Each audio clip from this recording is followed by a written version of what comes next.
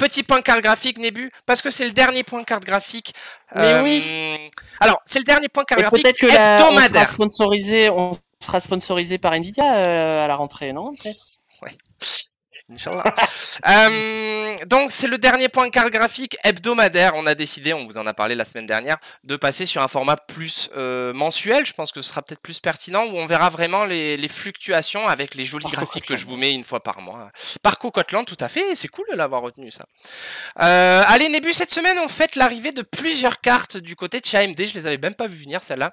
Donc à savoir la RX 6650 XT, 6750 XT et j'ai marqué 2 fois les mêmes, c'est bizarre. Non mais je crois qu'il y a une 6650 et une 6650 XT et une 6750 XD. Alors comme le précise le constructeur, ces 3 cartes graphiques sont dotées de fréquences plus élevées, d'une mémoire GGDR6 plus rapide et de logiciels et micro-logiciels améliorés par rapport aux précédents produits. Attention. D'accord. Ça fait rêver. C'est cool la com aussi.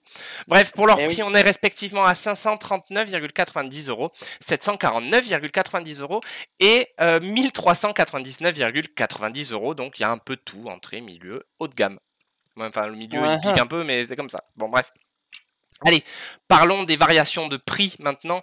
Une seule baisse à noter chez AMD cette semaine, c'est le passage de la RX 6700 XT de 689,90 € à 659,90 €. C'est vrai que quand tu parles de 6700 et ensuite tu dois dire les prix, c'est un peu dur.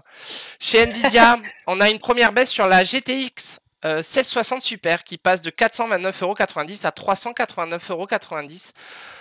Ça pique encore quand même pour une vieille GTX. Certes, c'est une bonne carte, mais quand même, tu vois, ça pique un peu. Seconde et dernière baisse qui concerne la RTX 3070 Ti. Déjà, je sais pas si je vous ai dit, mais je vous ai dit que j'avais une RTX 3070 Ti ou pas? Fallait bien que je la fasse pour la dernière. En tout cas, elle passe de 829,90 € à 799,90 €. Donc bon, un petit peu moins de dynamisme sur les baisses cette semaine.